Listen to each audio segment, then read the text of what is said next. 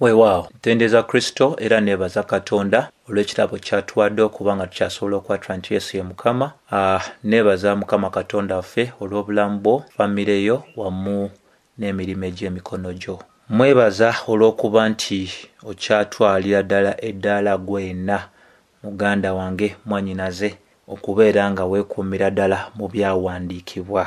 Nyongera okuzzaamu amaanyi nti eyo y'engeri yokka ey'okubeera nga omuntu okula mu kuba nti osiimira ddala omulimo Mukama waffe Yesu gwe yakola ku lwaffe. Amanya nga bulijjo Mazima Kenneth, ng'era olunaku olwaleero njagala tutunuulire Befeso essula ey'okubiri olunyiriri lw'omukaaga wansi w'omutwe gwe tuyita yatuzuukiza n'atutuuza wamu naye mu bifo eby'omu ggulu. Yatuzuukiza n'atutuuza wamu naye mu bifo eby'omu ggulu. Era ensonga eyo tetugijja walala wabula tugijjira ddala mu Befeso essula ey'okubiri olunyiriri olw'omukaaga.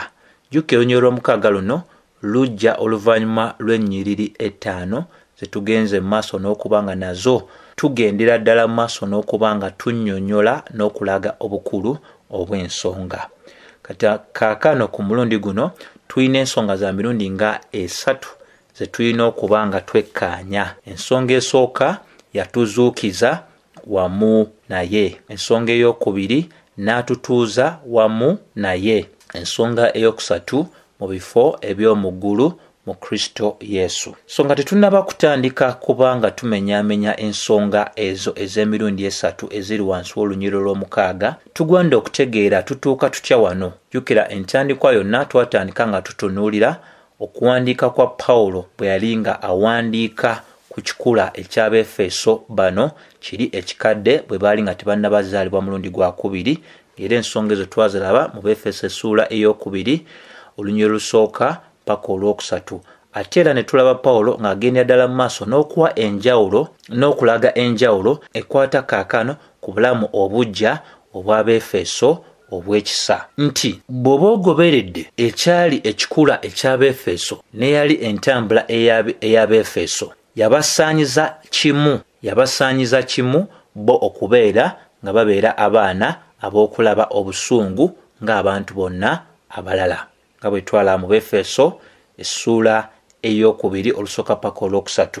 Naye bw'oba otunuulidde kaakano obulamu obw'Abefeso okusinziira ku kuwandiika kwa Pawulo ng'alaga obulamu obwa kaakano oba embeera Abefeso gye balimu ey'ekisa. Embeera eno eragira ddala engeri Abefeso gye baawonamu obusungu bwa Katonda mu kuba nti Katonda ye mugagga wa kisa era okwagala kwe kungi. Befeso 2:4 nga bwe twalaba. So kikulu nnyo okutegeera nti Katonda oyo omugagga ow'obusaasizi, Katonda oyo ow'okwagala, Katonda oyo ow'ekisa yakola bye yakola eby'okubeera nga Abefeso abafuula abalamu olw'obusaasizi bwe, olw'omukwano gwe, olw'ekisa kye, nga bwe twalaba mu lunyiriri olwokutaano olulaga nti era naffe bwe twali nga tufiiridde mu byonoono byaffe yatufuula balamu wamu ne Kristo, mwalokoka lwa kisa. So ekyaviirako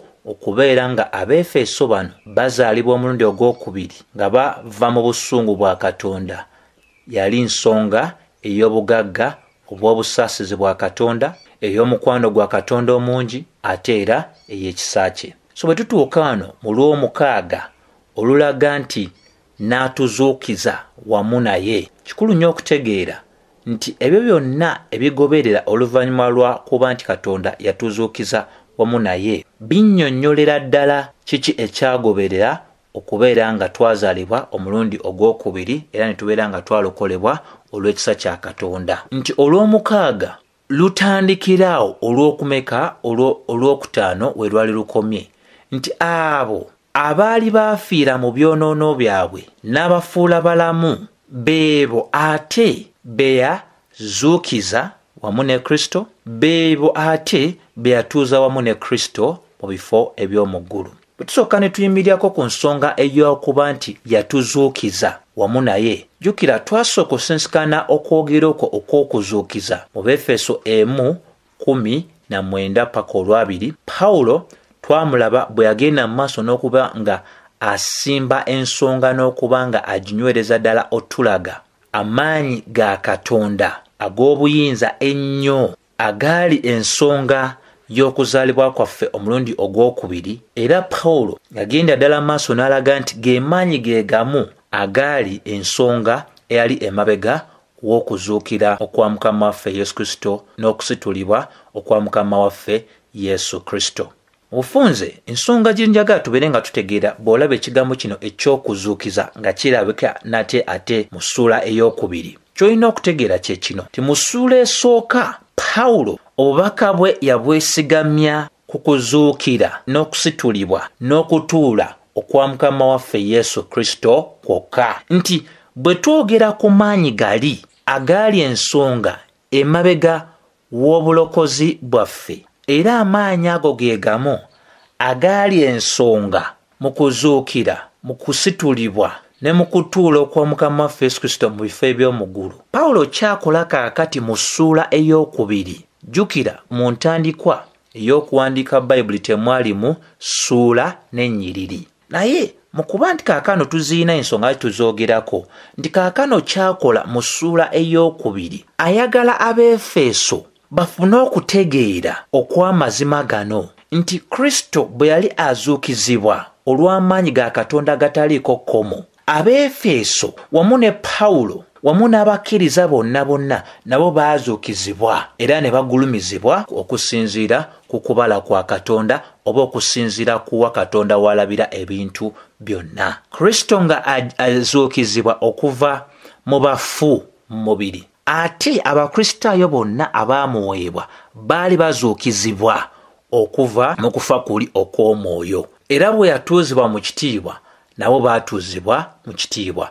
Ekyenjagala obeere nga teweerabira kye kino wammanga. Bayibuli bw'egamba nti n'atuzuukiza wamu, baazuukiza bagwanidde okutegeerebwa, era tugwanidde okusooka okuba nga tufunya ddala ensonga eno mu kifo ekirala w'ennyonnyolwa. Jjukira tunnyonnyola Bayibuli nga tweyambisa Bayibuli, ekyawandiikibwa kinnyonnyolebwa kyawandiikibwa. Bakolinso ekyokubiri 5:14 erina ensonga gyereeta ejjo tuyamba okutegeera ekyatuukawo. Egamba kubanga okwagala kwa Kristo kutuwalula nga tulowooza bwe tuti ng'omu bwe yafiirira bonna kyebava bafa. Kati kyolina otegeera baani Kristo baafiirira bano abayitibwa bonna, era bonna abafa be baliwa. Awo woba ogwanidde okuba nga ojjukira bulungi Yokaana 6:37 Kristo ayogera ng'agamba, bonna Kitange be yampa banajja gye ndi, era nange siibagobere wabweru, wabula n'abawo obulamu obutaggwaawo era tebaabule. Ekitegeeza nti Kristo baafiiririra abayitiddwa bonna beebo abaamuweebwa Kitaawe, era bonna abafa wamu ne Kristo beebo abaaweebwa Kristo. Labule 15. Naye yafiirira bonna abalamu balemenga okubeera abalamu nate ku bwabwe bokka. Abalamu be baluwa? Twabalabye mu Beefeso 2:6. Abo era aboogerwako ng'abalamu beebo bolina okutegeera mu kitabo kye tuli okunnyonnyoleramu eky'Abeefeso nti mu ssuula esooka olunya olwokuna Bayibuli tugamba nti yatulondera mu Kristo nga n'emisingi egy'ensi gye teginnaba kubeerawo. Kikyategeeza ku ekyo kye kino wammanga nti abo Katonda baafuula abalamu era n'azuukiza si balala, beebo be yawa Omwana, beebo be yalonda. Tutegeeza ki? Nti abagenze mu maaso n'okuzuukizibwa, lulimi si lwa buli muntu yenna eyagwira mu Adamu. Lulimi lw'abo Kitaffe be yawa Omwana, lw'abo Kitaffe be yalonda nga n'emisingi egy'ensi gyali teginnaba kubanga gikola kitya kiteekebwawo. So kati wano tusobola okukitegeerera ddala bulungi nti Bayibuli bw'etugamba nti n'atuzuukiza wamu, tutegeera nti kubanga oli yafa olwa bonna ate bonna baafa, kati bwe banga bonna baafiira mu ye, bw'azuukira nabo baazuukira. Jjukira twalaga luli nti okusinza ku nsomesa ya Pawulo, okuzuukira okw'omwoyo kwe kukulembera okuzuukira okw'omubiri. Era kano kakulu kakutegeera ekyawandiikibwa tekiraga mu Befeso 2:6 nti Katonda alituzuukiza mu Befeso gye tusoma nti oba alitutuuza, wabula ekyanikwa kiraga nti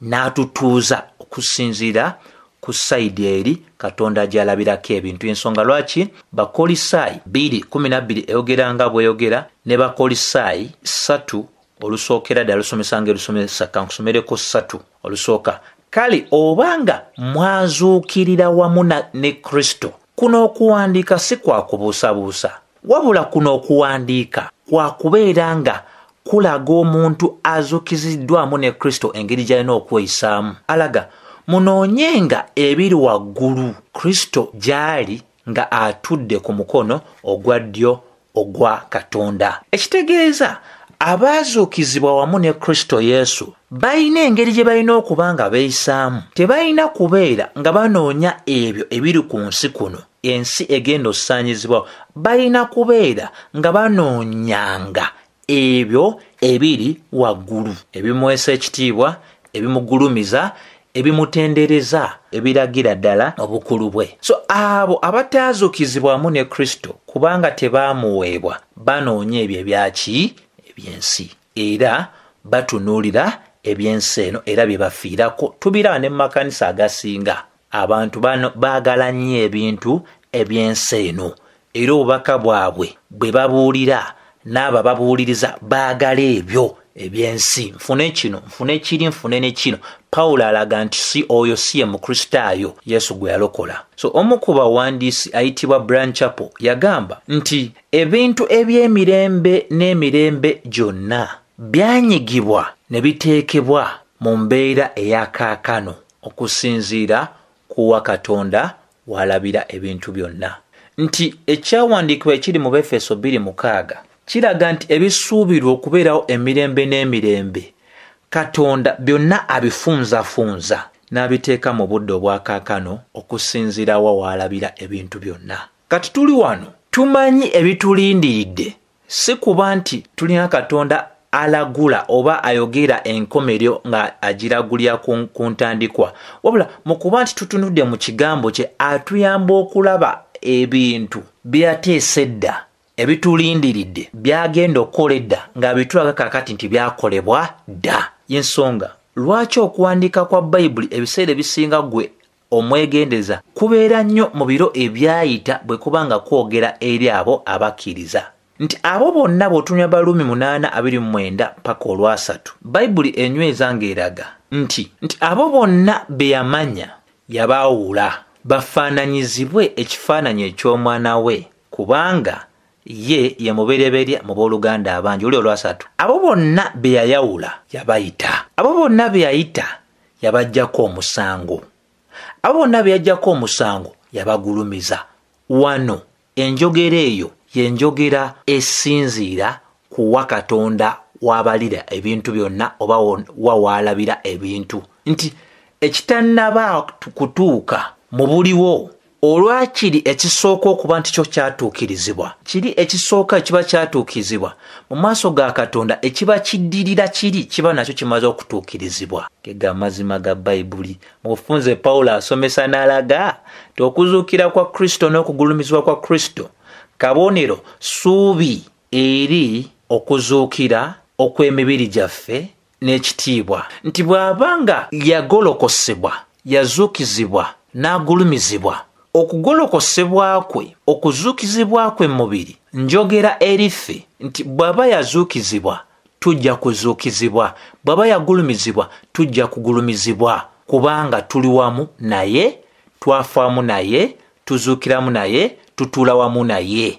Tetusobola kuba nga twafa wamu naye ne tutazuukiramu naye. Pawulo kyanyweza nti eyazuukira mu mubiri bw'abanga mu kuzuukira kwe twazuukizibwa mu myoyo gyaffe egyali gyafa, tumayidde ddala ekyamutuukako mu mubiri kijja tutuukako mu mibiri gyaffe mu maaso awo Katonda we yateesa. So kiba kitegeeza nti Bayibuli egamba nti wamu naye, wamu naye yenjogera era etegeeza nti Abakristaayo oba abalokole baagabana mu kuzuukira okwa Mukama waffe Yesu Kristo, era tusobola okugamba nti Kristo bw'abanga yazuukizibwa mu mubiri n'aleetebwa mu bulamu, naffe abaali baafa mu myoyo gyaffe twazuukizibwa ne tuleetebwa mu bulamu. Kwe kuddamu ya ne tunyweza nti ekyo ekiritutuukako mu mibiri gyaffe mu maaso eyo nga gijja kubanga gizuukizibwa kyatutuukako dda mu myoyo gyaffe kubanga tuli kimu ne Kristo. Bino bikulu nnyo bw'obitegeera osiima Katonda eyakwagala bw'otyo gwe yali omwana w'obusungu, omwebaza, oyagala okumuweereza, teri akukaka muweereza, teri akukaka kukubaako kyonna ky'okola nga kinaamuweesa ekitiibwa. So byonna bitambulira ku Kristo, wamu ne Kristo, ne muzuukizibwamu ne Kristo, ne mutuuzibwamu ne Kristo, byonna bitambulira ku Kristo. So Kristo y'ensonga lwaki tuzuukizibwa era tugulumizibwa, era byonna ebinaatubeerako mu maaso byogerwa mu biro ebyayita. Ensonga y'emu gy'olaba mu Baluumi 6:4 paka 13 nti kaakano ensi, omubiri ne Sitaani si ky'ekyokutiisa kwaffe oba si ky'ekyokutya gye tuli. Lwaki? Kubanga bwe tuba twafiiramu naye ne tuzuukizibwamu naye, kaakano tulina obulamu bwa Kristo mu ffe, tusobola okuwangula ebyo ebyatuwangulanga edda, kubanga obulamu bwaffe ye Kristo. Bakolisaayi 3:4.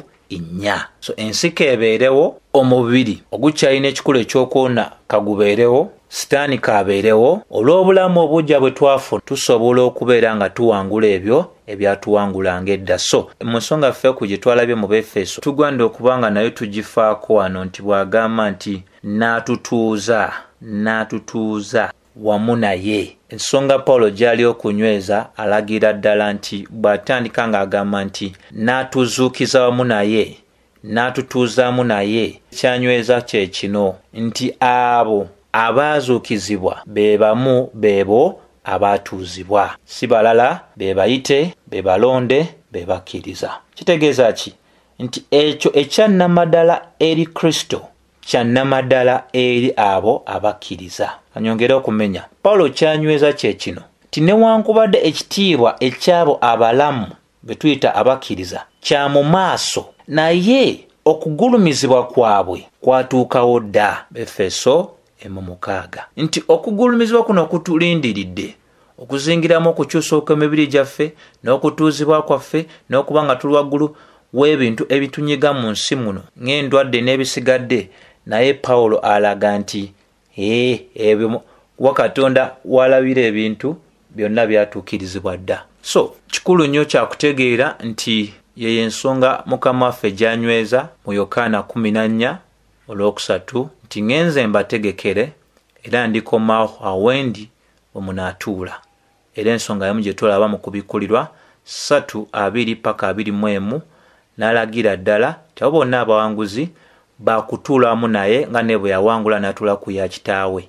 So ekikulu ffe eky'okubanga tunnyonnyokera ddala obulungi nti mu biro Katonda by'ateesa ebituufu, Abakristaayo bannamaddala baligabana mu kitiibwa ekyo eky'obwakabaka ekya Kristo, baligabana mu kitiibwa ekyo eky'obwakabaka wamu ne Kristo ekiseera ekyo nga kikoze kitya kituuse.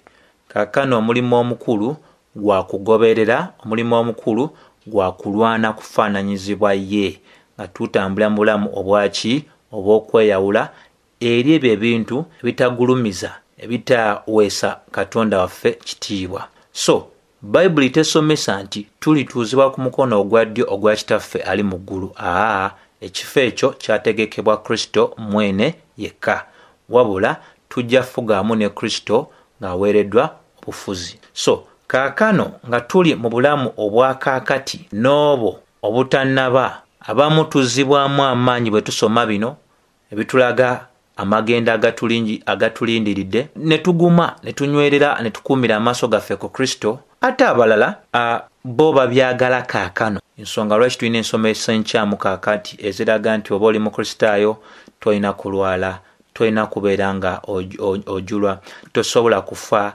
Bw'obanga oli Mukristaayo ogwanidde kubanga oli mugagga, ng'olina kano ng'olina kali. Nti ekyo mu luzungu kye tuyita over realized eschatology, nti ebintu ebigenda okubawo mu maaso waliwo kaakati group ez'enjawulo nga bagamba nti bya kaakati. Ensomesa eyo nkyamu era ensomesa eyo ekontana n'okuwandiika okw'ekitume era ensomesa eyo tusobola agamba nti ereetera omuntu osigala ku kkubo eddamu. Ensomesa eyo ereetera abantu okuba nga beerwanira okutuukiriza ebyo Katonda by'ateesa okutuukiriza mu biro bye, era ne bamaliza nga babikola mu maanyi gaabwe na kulimbalimba. Ekisemberayo ddala kitugwanira otunulya y'ensonga egamba nti mu bifo eby'omu ggulu. So ensonga eno mu bifo eby'omu ggulu bw'oba ogyekkaanyiza bulungi ojja kizuula nti bw'atandika mu Lwomukaaga agamba n'atuzuukiza wamu naye n'atutuuza wamu naye mu bifo eby'omu ggulu mu Kristo, ne batuuzibwa batuuzibwa wa? So jjukira omulundi ogwasookera ddala ffe okulaba ekigambo kino oba okwogera kuno okw'omu bifo eby'omu ggulu yali Befeso 3 gye twalabira ddala kyandikibwa nga kinywereza ddala ensonga nga kigamba nti yeebazibwe Katonda Kitaawe wa Mukama waffe Yesu Kristo eyatuwa buli mukisa gwonna ogw'omwoyo mu bifo eby'omu ggulu mu Kristo. Twakizuulira ddala nti mu bifo eby'omu ggulu kitegeeza ekifo Katonda, ekifo eky'obufuzi obwa Katonda oba ekifo omukisa gwa Katonda gwonna gye guva oba ekifo kwagala kwa Katonda gye kukolebwa buli kadde. Era enjogera eyo ey'omu bifo by'omu ggulu erabikira mu kitabo kino eky'Abefeso 5. Era mu bifo by'omu ggulu kifo Pawulo kye yayaayanira nnyo oba nga atuulamu. Pawulo yalaga mu Bafilipi essuula esookera ddala olunyiriri olwa 21 n'alaga nti kubanga gye ndi okuba omulamu ye Kristo n'okufa ge magoba, naye oba nga okuba omulamu mubiri okwo nga kye kibala eky'omulimo gwange, kale simanyi kye neeroboza olwa 23, naye nziyizibwa enjuyi zombiriri nga neegomba okugenda okubeera ne Kristo, kubanga kwe kusinga ennyo nnyini. So Pawulo yayagala ekifo ekyo ebbanga lyonna, era wenjogerera kaakati Kristo gwe yali ayagala okubeera naye ali wamu naye. So bwe tunuulidde ne mu ssuula ey'okumeka ey'okusatu y'Abafilipi, era Pawulo anyweza mu 2 paka 21, kubanga ffe ewaffe mu ggulu era gye tulindirira omulokozi okuvaayo, Mukama waffe Yesu Kristo aliwanyisa omubiri ogutowazibwa kwaffe okufaananyizibwa ng'omubiri ogw'ekitiibwa kye. So kati wano wakulu wakuba nga tukola tutya nga tutegeerera ddala nti amagenda gaffe eby'omu maaso gaffe birungi nnyo. So nga tukyali mu mbeera ey'obulamu obwa kaakano n'obwo butannaba, tugwanidde okubeera nga tuyiga okukumira amaaso gaffe ku Kristo nga tumayidde ddala nti ebitulindiridde birungi nnyo nnyini ddala. Bino bituyamba okubeera nga tumanya nti byonna ebisobola otumalamu leero bya kiseera buseera, naye Mukama atutegekedde amagenda amaki amalungi mu Kristo Yesu. Era n'okumusaba atuyambire ddala tweyongere okunywereza amaaso gaffe ku ye, butatondooka, butamalibwamu ssuubi, obutabeera ne tutandika okunyolwa nga batamanyi nti tuyina ebintu eby'amaanyi Katonda byatuteeseza ate era byatutegekedde. Nsaba Mukama Katonda ffe nga bw'ali ow'ekisa bw'aba asiimye akozesa obubaka buno obubeeko bangi ku mmwe bwe buyamba bubazibula amaaso ate n'okubeera nga obulokole bwammwe mubusaamu ekitiibwa nga mwebaliza ddala Mukama Katonda ffe nga temutambula nga ye mwagala, nga munoonya okumugulumiza, nga munoonya okumuweereza, nga munoonya okukola ebyo ebimusanyusa. Bw'anaabakkiriza tunaatandikira awo nate mulundi omulala, kubanga twekaanya ate Befeso essuula ey'okubiri olunyiriri olw'omusanvu n'endala. Kaakano saba ekisa kya Mukama waffe Yesu Kristo kibeere eri mmwe mwenna. Amin.